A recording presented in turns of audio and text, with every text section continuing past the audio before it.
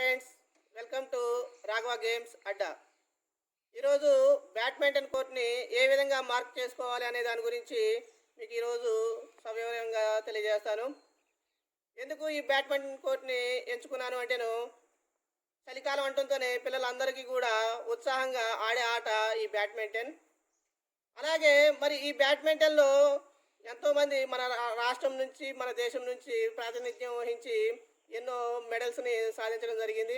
వాళ్ళని స్ఫూర్తిగా తీసుకొని ఇప్పుడు ఉన్న యువత ఈ బ్యాడ్మింటన్కి ఎక్కువ ఆదరణ ఉన్నదని ఈ బ్యాడ్మింటన్ని ఎంచుకోవడం జరుగుతుంది. మరి ఈ బ్యాడ్మింటన్ని ఏ విధంగా మార్క్ చేసుకోవాలనే దాని గురించి చాలామందికి అపోహలు ఉండొచ్చు. ఆ అపోహల్ని తొలగించడానికి ఈ వీడియో చేస్తున్నాను. తప్పనిసరిగా ఈ వీడియోని చివరి వారికి చూసి మీరు కూడా మీ ఇళ్ళ దగ్గర మంచిగా బ్యాడ్మింటన్ని మార్క్ చేసుకుంటారని ఆశిస్తున్నాను. బ్యాడ్మింటన్లో ఫస్ట్ మనము 44 అడుగులతో ఒక లైన్ని గీసుకోవాలి. లైన్ని గీసుకున్న తర్వాత మనము ఏం చేయాలి అంటేను, ముందుగా 44 అడుగులతో ఒక లైన్ని గీసుకోవాలి. మనం చూడండి, ఇది 44 అడుగులతో ఒక లైన్ని గీసుకోవడం జరిగింది.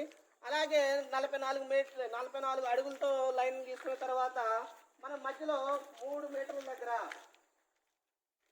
ఒక మార్క్ పెట్టుకోవాలి.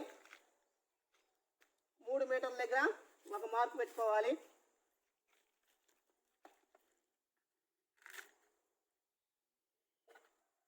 అలాగే ఇక్కడ నుండి 4 మీటర్లతో మనం ఒక చాపాన్ని గీయాలి.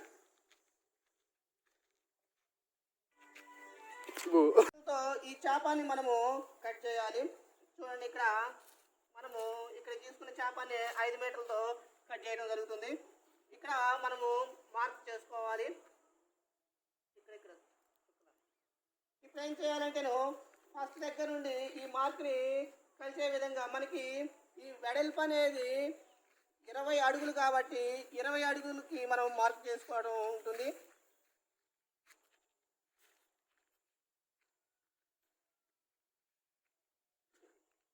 ఇదిగో 20 అడుగుల దగ్గర మనం ఒక మార్క్ చేసుకోవాలి.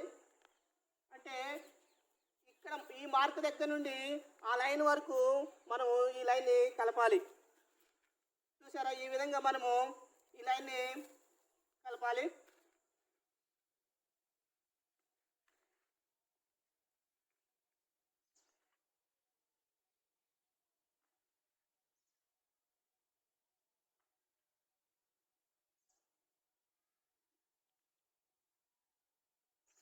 అదేవిధంగా కూడా ఇక్కడ కూడా 3, 4, 5 మీటర్లతో ఇక్కడ కూడా ఒక లైన్ గీసుకోవడం జరుగుతుంది.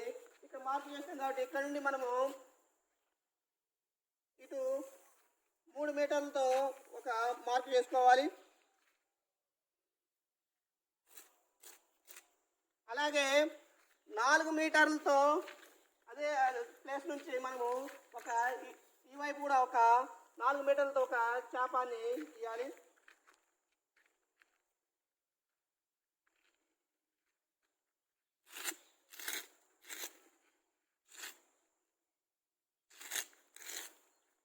ఫ్రెండ్స్, మీ అందరికీ తెలిసి ఉంటుంది, అటు 3 మీటర్లతో మార్క్ చేసుకున్నాం, అలాగే ఇటు 4 మీటర్లతో మార్క్ చేసుకున్నాం. కాబట్టి ఇప్పుడు మనము 5 మీటర్లతో దీన్ని మనము మార్క్ని, ఈ చాపాన్ని కట్ చేయాలి. 5 మీటర్లతో ఇది ఇక్కడికి కట్ అయింది. కాబట్టి మీ అందరికీ తెలుసు, ఈ పొడవు ఎంత, 44 అడుగులు. కాబట్టి ఆ చివరి దగ్గర నుంచి 44 అడుగులు వచ్చే విధంగా మనము మార్క్ చేసుకోవాలి.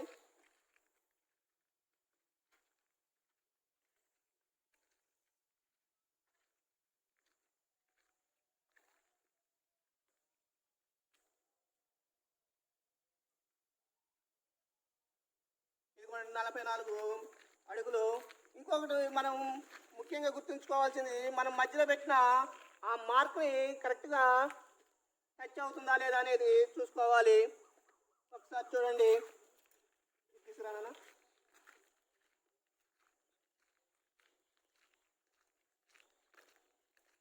ఇదిగోండి, మనం కరెక్ట్గా ఇక్కడ ఇదే లైన్ కాబట్టి ఈ మార్క్ దగ్గర టచ్ అవుతుంది. కాబట్టి ఈ లైన్ మనము కంప్లీట్గా ముగ్గుతో మనము పోసుకోవచ్చు.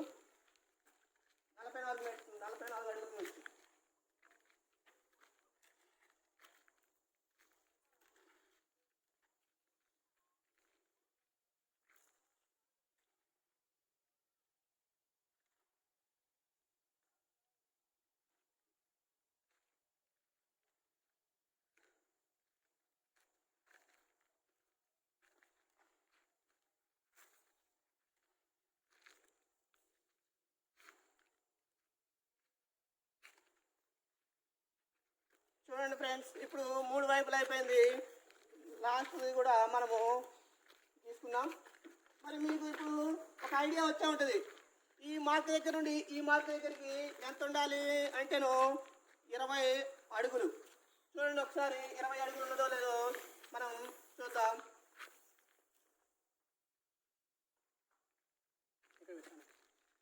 చూడండి ఎగ్జాక్ట్గా 20 అడుగులకి ఇక్కడ ఉన్నది కాబట్టి దీన్ని మనము లైనింగ్ మార్కింగ్ చేసుకోవచ్చుగా.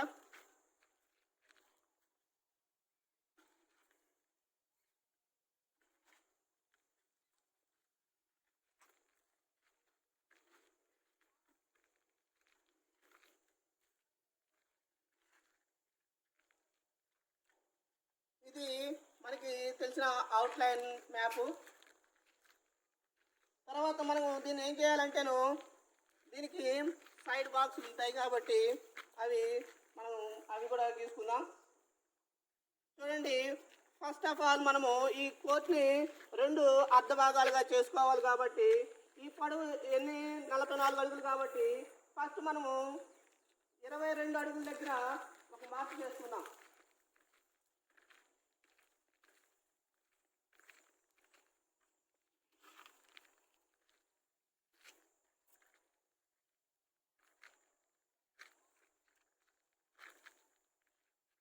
అడుగుల దగ్గర మనం ఇది మార్క్ చేసుకుంటేను, అలాగే ఇటువైపు కూడా 22 అడుగులు.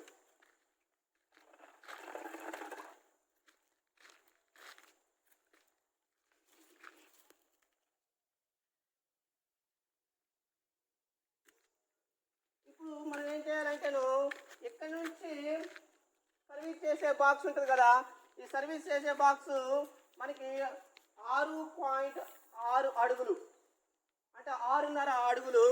మరి అది తప్పనిసరిగా చూడండి, 6.6 అడుగులు ఈ సెంటర్ లైన్ దగ్గర నుంచి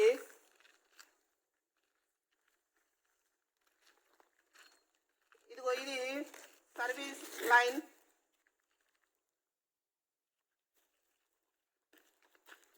అలాగే ఈ సెంటర్ దగ్గర నుంచి కూడా 6.6 అంగుళాలు అంటే 6 అంగుళాల దగ్గర మనము మార్క్ చేసుకోవాల్సి ఉంటుంది. ఇప్పుడు ఏం చేయాలంటే ఈ రెండింటిని కలిపితే ఇది మనకి సర్వీస్ బాక్స్.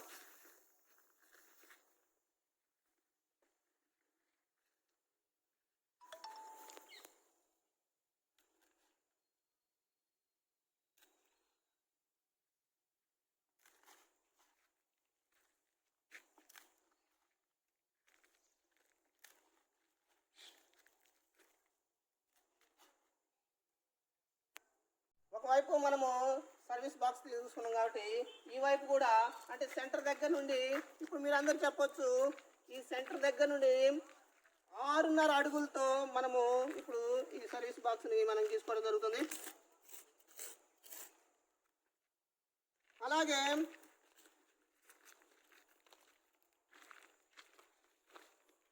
ఈ సెంటర్ లైన్ దగ్గర నుండి మనము ఇక్కడ ఎంత తీసుకోవాలి మీరు అందరు చెప్పండి. ఇప్పుడు 6.6 అడుగులతో మనము చేసాం. ఇప్పుడు ఈ 2 లైన్ని కలపాలా.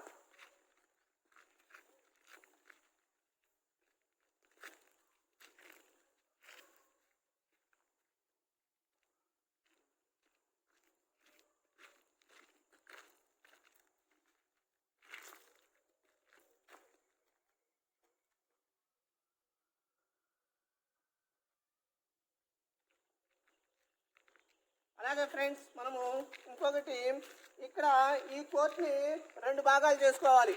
అంటేను ఇది పొడవు ఎంత ఉన్నదంటేను మనకి 20 అడుగులు ఉన్నది కాబట్టి 20 అడుగుల సగం మనము 10 తీసుకోవాలి కాబట్టి ఈ 10 దగ్గర మార్క్ చేసుకోవాలి.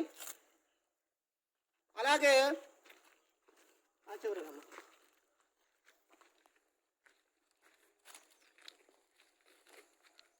ఇక్కడ కూడా 10 అడుగుల దగ్గర మార్క్ చేసుకోవాలి.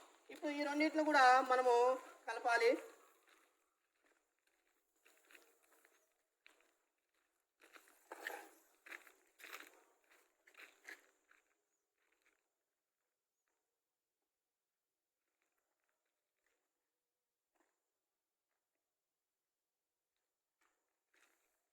అలాగే మరి ఇటువైపు కూడా మనము తీసుకుందాం.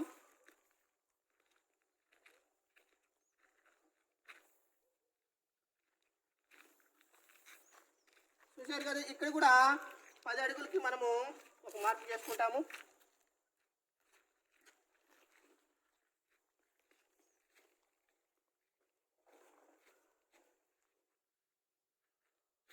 ఇక్కడ కూడా 10 అడుగులకి మార్క్ చేసుకున్నాం. ఈ రెండింటిని కూడా కలుపుతాం.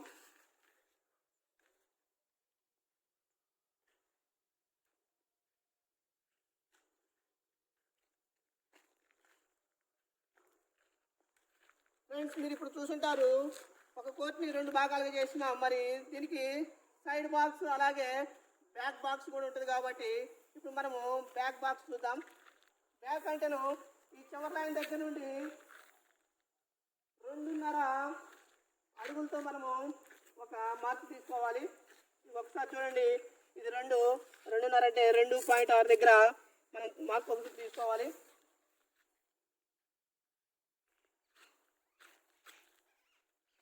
అలాగే ఇక్కడ కూడా 2.6 దగ్గర మార్క్ తీసుకోవాలి. ఈ రెండింటిని మనము కలపాల్సి ఉంటుంది.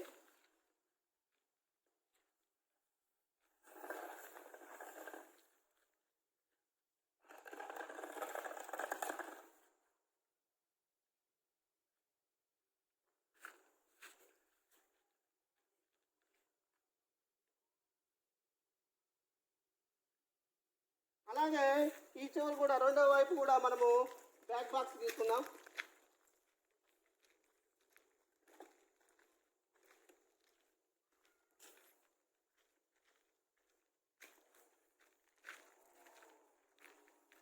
మీరందరూ ఇప్పుడు ఈజీగా చెప్పొచ్చు, ఇక్కడ ఎంత తీసుకోవాలి బ్యాక్ బాక్స్ అంటేను 2.6 అడుగులు.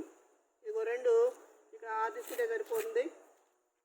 అలాగే ఈ చివరి వైపు కూడా 2.6 తీసుకుంటే మనకి బ్యాక్ బాక్స్ అనేది వచ్చేస్తుంది.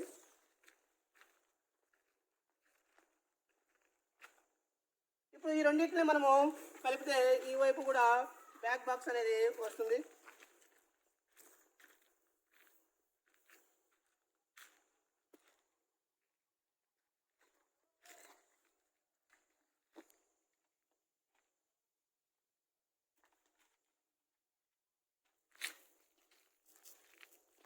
ఫ్రెండ్స్, మరి ఇంకా అయిపోలేదు. ఇంకొక చిట్ట చివరిగా ఇంకొకటి ఉన్నది. సైడ్ బాక్స్ కూడా ఉంటుంది. కాబట్టి సైడ్ బాక్స్ని మనము తీసుకుందాం ఇప్పుడు. మరి ఈ సైడ్ బాక్స్ ఇంకా ఈజీ. ఎంత అంటేను 1.6 అడుగులతో మనము ఈ సైడ్ బాక్స్ కూడా మనము తీసుకుందాం.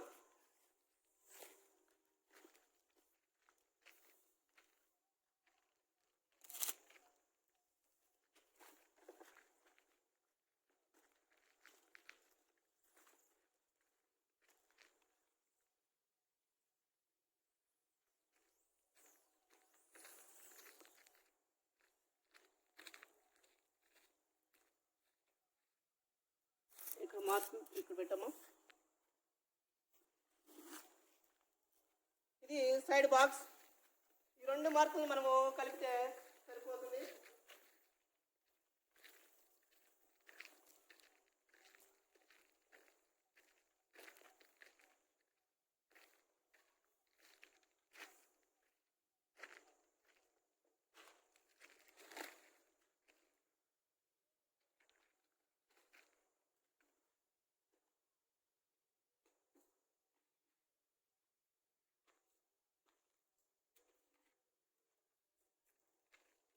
ఫ్రెండ్స్, ఒకవైపు సైడ్ బాక్స్ అయిపోయింది.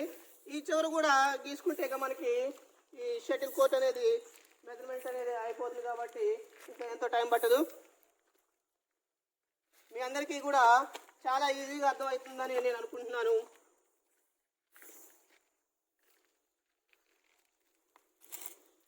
ఇక్కడ 1.6 అడుగులతో, అలాగే ఆ చివరు కూడా 1.6 అడుగులు.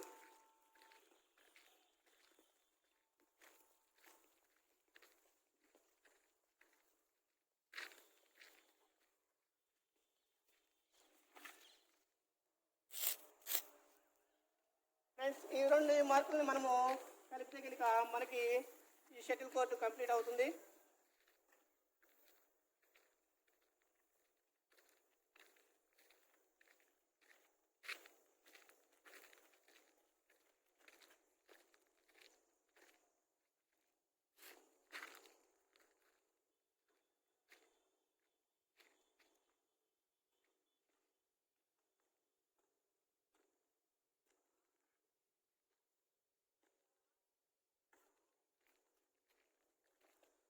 ఫ్రెండ్స్, ఇప్పుడైతే మనము ఈ షటిల్ కోర్ట్ని తీసుకోవడం జరిగింది.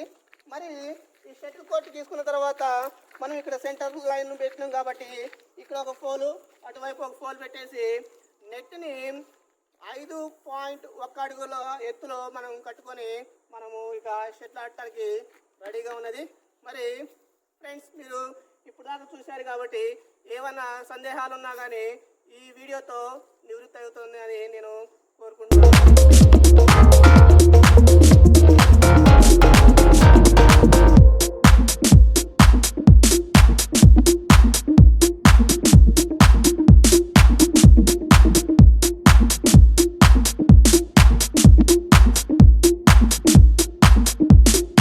కదా, మరి ఈ బ్యాడ్మింటన్ కోర్టుకి హెల్ప్ చేసినటువంటి గణేష్, అలాగే గణేష్ అంటేను షార్ట్ పుట్లో స్టేట్లో ఫస్ట్ రావడం జరిగింది. అలాగే మురళీకృష్ణ.